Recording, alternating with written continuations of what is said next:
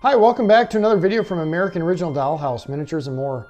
Today I'm going to be going over the steps it takes to properly prepare and paint MDF so you end up with a super smooth finish. If you've purchased one of the birdhouses, one of our birdhouses are made of MDF. If you haven't purchased one, please do so now. I'll wait. They're available on Amazon.com, by the way. Under American Original Dollhouse, or I'm sorry, American Original. So anyway, I'm going to go over the steps it takes to prepare the MDF for a good paint job. And not only is this covering the birdhouses themselves, it's also steps that you take in furniture if you make furniture out of MDF. I've been making furniture out of MDF for about 15 years or so, and love working with the product. It cuts nice, it shapes nice, glues up nice, and if you follow the proper steps, it paints really nice too. The number one thing that I use to seal my edges is shellac. There's a lot of products out there that are specifically made for MDF, and they are good. I've used a couple of the products. I like the shellac better. I can spray it on with an HVLP sprayer. It's just super easy to work with. It dries really quick and it does a phenomenal job. And it's also really easy to sand. If you're gonna do it by hand, I recommend using, because all we're gonna do with this is just the edges. And I recommend these little tiny, I think they're trim pads. I think it's a trim pad or something, but these work great for doing the edges. We want real thin coats on there. It's going to take several coats. The primer I use, now this is an interior primer, so you wouldn't want to use this on your birdhouses, but it is a Sherwin-Williams product. It's called Easy Sand Primer. It's an oil-based primer, and I love the oil-based products. This would be something I would use if I was enameling. So if I'm going to put an enamel on top, it creates a super smooth finish. For exterior, there is a couple of options. I use an exterior, I think it's a water-based primer that I use for exterior stuff. But depending on what you're doing, today I'm going to use this just because I'm not doing one of the birdhouses. So I'm gonna make a piece, in fact, real quick. Also, you're gonna want a sponge type sander. These work awesome for getting in the crevices, and they form to different shapes and whatnot. Also, to fill the nail holes, in this case, the birdhouses don't have any nail holes because we don't use any nails. But if there's any imperfections, another product I use, another Sherwin-Williams product, in fact, is wood filler. It's just a small container of wood filler. And I love this stuff because you can use your fingers. It's real easy to work with, and it dries extremely fast. So you might want to pick some of that up if you're doing furniture. With that, I am going to build a piece, and we will use that as our demonstration. So I got a couple of pieces of MDF, and I'm just going to put these together, glue these together in something that you might find if you make a shelf or something, or a bookcase. Just to give you an idea of the steps it takes to achieve a good finish. So with that, let's glue this together. I'm going to pause real quick and we'll be right back. All right, with the piece now sanded smooth, we're going to apply the first coat of shellac. You do want to do this either outside or in a well ventilated area. And also, it's not a bad idea to wear a respirator if you have one. I am near my paint booth, so I have an exhaust fan drawing out, so the fumes are not toxic. I got a lot of airflow in here, so I'm not going to worry about that. Plus, I can't talk with a respirator on. So I'm going to use I'm not going to spray it because it's such a small piece. So I'm going to use the little trim pad, and I believe it's a trim pad, and I think you can find these at Home Depot or Lowe's. I can't remember exactly where I bought this, but I use these a lot. I've just purchased a bunch of the refill pads. So dip into the shellac. Shellac goes a long way, so it's a real thin product. That's another reason why these pads work good. And I'm just going to apply it just to that face edge and not to the rest of the product. And you can see it goes a long way. And I want to work the first coat in with the bristles, so I really want to force it in to raise the grain so I have something to sand.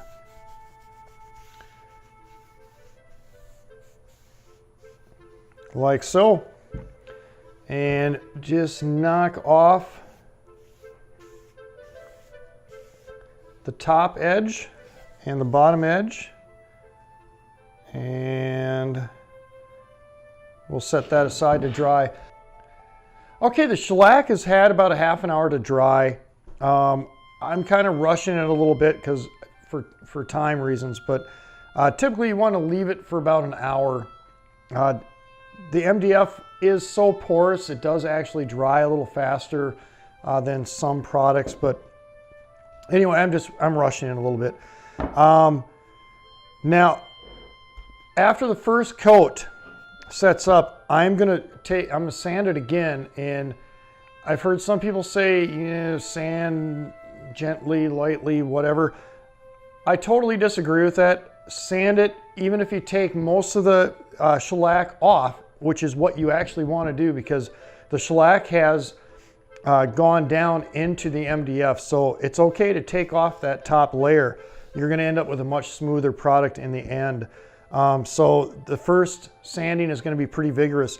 I am using a 120 grit sandpaper for the initial sandings. After that, you want to go switch to a 220. But for the first couple of coats, in fact, I don't sand after the second and third coat. I only sand after the first one. And then after the fourth one, I sand again. I'm going to take the top off completely. We don't want any ridges on the top to be noticeable, so I'm just going to sand that real quick. And the nice thing with the shellac sands real easily, so it doesn't take much to sand it. And I don't know if you can see that or not, but it basically took almost that whole thing off. Again, with this front edge, I'm just going to carefully sand without rolling back and forth.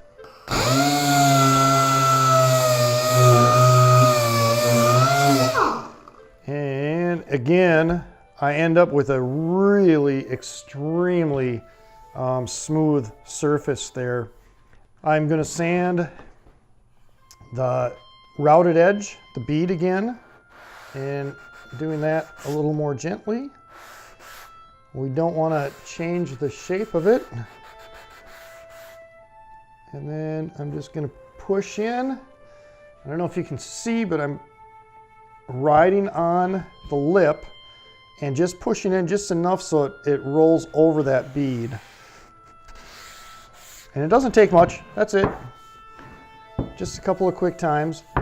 And if your pad dries up in between, the shellac, the alcohol will loosen it back up, but the shellac itself will dissolve the shellac in your brush. So as long as it's not too dry, so don't have to worry about that. You can also wrap it in plastic though to keep it longer, or clean it with denatured alcohol. Again, I'm going to push firmly to drive it in there, working it back and forth. And on this coat, you'll start to see that the shellac is now starting to lay on top, whereas the first coat all soaked in. The rest of the coats will start to lay more on top. Make sure that's nice and smooth. Again, smooth out the ridges, the top and the bottom. And we'll set that aside to dry. And we'll be back with the next coat. All right, we're gonna put on a couple of more coats of shellac, and I'm not gonna show you all the steps or all the coats that I'm going to put on. I'll probably put, we're getting pretty close now. Two coats is pretty close. And the way you can tell when you've got enough on there is it doesn't absorb in, and you end up with a shinier, it starts to get shinier and shinier throughout. So what you're looking for is for a nice, smooth, consistent shine all the way through your shellac. It's a little bit more than you typically have to do. A lot of the stuff that I build is high-end commercial stuff, so I take the extra steps. And when I'm doing something for myself, I'm gonna do the extra step too, because it's not that much time to do a few extra coats. So we'll probably do 4 or 5, maybe even 6 coats of shellac. It doesn't take any time to do it, and it's gonna save you a lot of headache in the end. Although the primer fills in really good, and I've used the primer, the Easy Sand primer that I showed you earlier. I've used this straight to MDF and it works fine. It's just you end up putting more coats of this on, and it's more work to put this on. It's an oil-based product. It's more work putting this on than it is, you know, putting the shellac on, the extra coats of shellac. So that's why I do it that way. Like I said, there are other products out there. I don't have any problem with them. This is just, after 15 years of experiment, I don't experiment anymore. This is what I do with every piece of furniture I build, and also with the doll houses, bird houses, and whatnot, and the American Girl doll furniture that we build. So with that, I'm going to put another coat on, and we'll see where we're at. And I'll get you a close-up so you can see. And now you can see on the third coat, it really is not soaking in very fast at all. So we are very close to done. I would say 2 more coats ought to do it. And again, just get rid of the ridge on the top and on the bottom. Okay, hopefully you can see that. But you can kind of see where it's shinier and where it is dull is where it is still soaking in. So you know you're done when everything looks like that shiny spot right there. The whole thing should look like that when you're done. All right, I've applied 4 coats of shellac to our test piece, and that turned out to be enough. And what you can see, if you see the reflection of the light there, you can see that it's shiny all the way through. So there's no more dull spots where it might be soaking in still. So that's how you know you are done. So the final step before taking it into the paint booth would be a final sanding. I did not sand between the other 2 coats. So I want to sand the top, the bottom, get rid of the little ridge, and then do a final sand on the front before we apply primer. I will sand it, and we have a GoPro set up in the paint booth, and we'll see you there in a minute. All right, we're in the paint booth now, and we are ready to apply the first of 2 coats of primer. Now, I don't sand between the 2 coats. I apply 1 coat, allow that to dry for about a half an hour, and then apply the second coat, and then allow the 2 coats to dry completely before continuing with the top coat. So we are going to apply the first of 2. Again, this is the Sherwin-Williams Easy Sand Primer. It is an oil-based product, and I will be spraying it. All right, this is the spray gun that we're going to use. It is an HVLP, and actually I like it sitting like that better. And we're going to apply a fairly light coat, not a real heavy coat.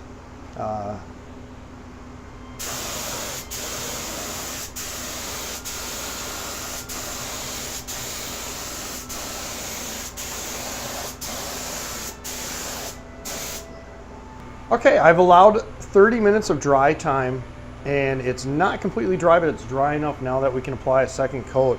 I also tilted it back just a little bit so I can apply a slightly heavier coat on the second coat.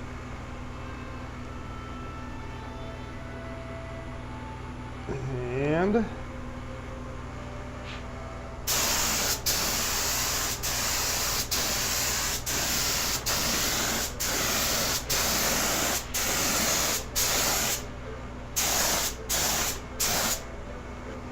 Okay, that's it for the primer. I'm going to let this set overnight to dry completely before applying an enamel top coat. So we will see you back for that. All right, I've allowed the piece to dry overnight, and now we are ready to sand and apply the top coat, the enamel. A couple of things I want to mention. This is a test piece, so I didn't bother wrapping the paint around, but you don't want to stop paint on an edge. You always want to wrap it around. That becomes a chipping point for enamel. Anything that would hit that could chip the enamel when it's finished. Another thing is the Easy Sand primer needs to be sprayed. It's not really a brushable primer. If you don't have an HVLP sprayer, or if you don't have access to one, you can rent them. But if you don't want to go that far, and if you have a really fairly small piece to do, another option is these little pre-val sprayers, and these are available from Sherwin-Williams, Home Depot, Lowe's. Pretty much any place that carries paint should have these. This happens to be just the power refill unit, but the full unit comes with a glass bottle, and you can mix the paint. Just follow the instructions and mix and thin the paint according to the instructions. I always test it thoroughly and make sure you get a smooth spray. They work wonderful. I actually use them a lot. So don't hesitate to pick some of these up. With the top coat can be brushed. The enamel is a much slower, if you're using an oil-based enamel, it's a much slower drying, so it's going to lay out nice and the brush marks are going to go away. Another option is you can add additives to your top coat. You don't want to add them to the primer, but you can add them to the top coat, which will slow the drying process even more and allow the paint to lay out nice and smooth. It basically becomes self-leveling, and those are available also at most paint stores. And I don't know if you can see from here, but after the primer, now I applied 2 coats of primer, by the way. After the primer, it is perfectly smooth. There's no ridge, there's no lines, there's no rough spots. It hasn't been sanded yet, but it's really smooth already. With that, I am going to turn the camera down so you can see what I'm doing, and you'll find out why they call it Easy Sand Primer. For the sanding, you can use a sponge block if you have a fine sponge block. In this case, this one's still a little coarse. The more you use them, the smoother they get. I could actually get by with using this, but I'm going to use a 220 grit sandpaper and wrap that around. There's also a 3M product out there that is absolutely fabulous. It's a, I'm not even sure what it's called, but this is a 150 grit, so it's a little thick, but it's a fold. You can fold it. It's real flexible, and it's great for getting into crevices. I don't know if you could see that. I wasn't holding it down far enough. But it's great for getting into crevices, getting into small spots, or if you have to fold it. But again, I'm going to use the 220. So I'm just going to wrap it around the sponge block. And now you can see this is why they call this Easy Sand Primer. It's just going to take a couple of passes, and that will be perfectly smooth. And in order to see it properly, I usually look into the light. If I do that now, you're not going to see what I'm doing, so I'm not going to do that. And then flip it over. We will do the front edge. Be careful not to roll the block back and forth. You want to keep it nice and flat. And we're going to do this edge. We're going to sand this edge just a little bit more, just to make sure it is perfectly smooth. And that is pretty good. Just take your time. Don't rush the sanding, because this is going to pay off in the end with your final top coat. And just a little bit more. Okay, and then I am going to tighten this up a little bit. And I'm just going to carefully push one edge into that. I don't want to do too much. And that's it. And then I'm going to take the block and use my dullest side, which is that, my dullest corner. I'm just gonna feed that in. Do it with both the top and the bottom beads. Now, of course, it depends on what kind of bead you have. With the bead I have, it has 2 sharp returns on it. So that is it for sanding. I'm just gonna blow it off.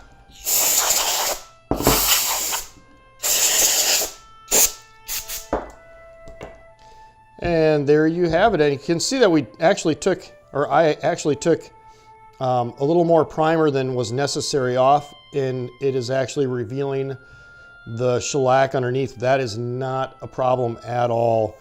That shellac, you wouldn't want that where there's no shellac, but where the shellac is, that's perfectly fine, and it's nice and smooth all the way up and down. So with that, we're gonna go back into the spray booth and we will apply the top coat. All right, I'm back in the paint booth and ready for the final coat. And again, we're using the HVLP and Sherwin-Williams Pro Classic oil-based enamel.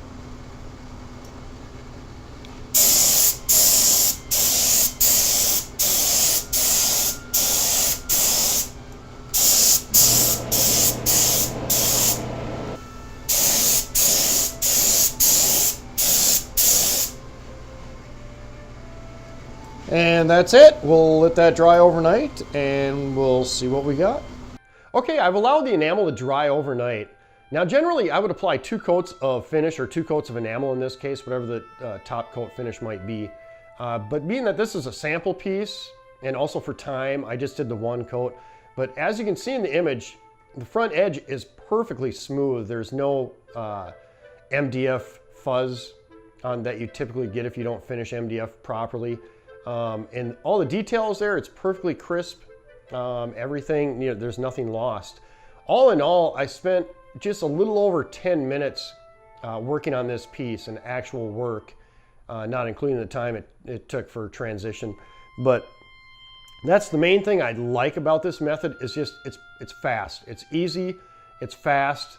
The shellac dries extremely fast, so there's no waiting in between coats. So I hope you try this yourself. I hope you found this video helpful. Please like, subscribe to help your friends find our birdhouses, and thanks for hanging out. We'll see you next time.